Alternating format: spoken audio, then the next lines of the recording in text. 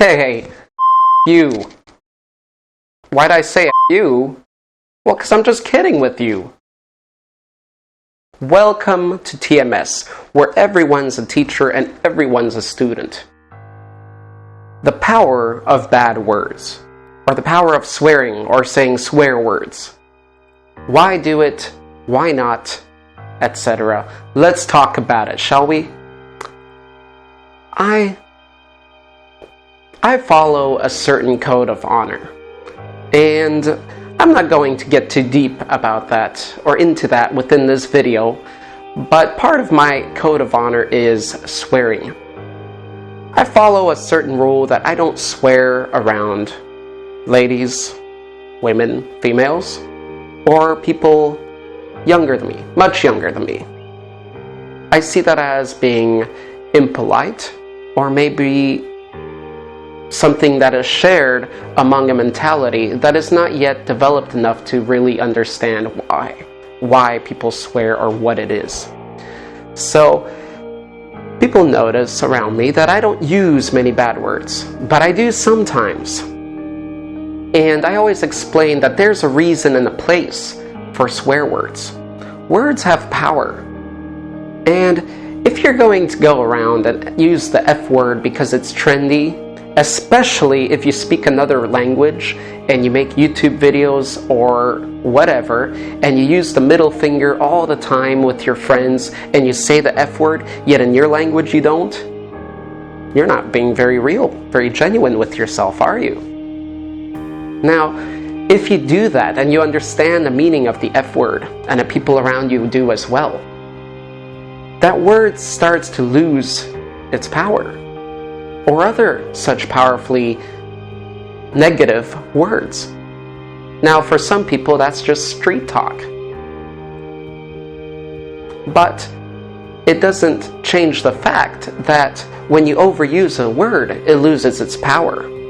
These words are considered within society, within the world that we live in, within cultures, as bad and strong words because that's when they're supposed to be used.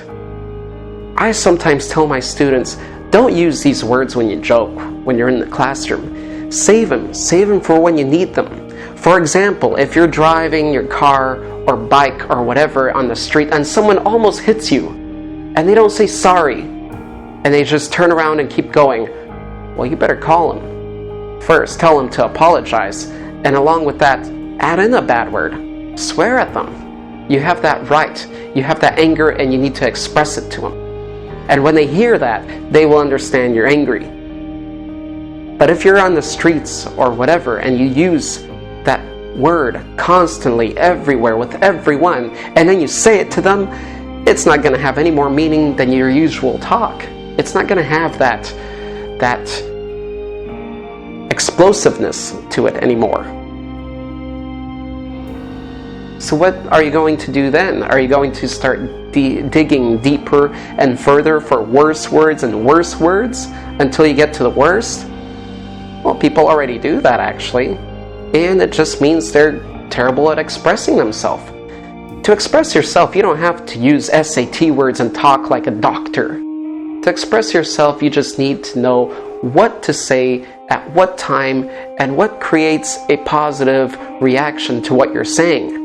If you want to shock people, that's fine, but you don't need to shock them with only a word. You can shock them with many other ways. Be creative. Don't use a simple word because that's what everybody else is doing. Save it for when you need it, so that when you say it then, they will completely understand why you said that word, or they'll be shocked, but they should be. And then you can continue getting the reaction you want, or you can actually delve deeper into whatever the situation was. So, the moral here, I'd say save those powerful words. Save the negative words and use them when you need to. Because when that moment comes, what else are you going to do? That.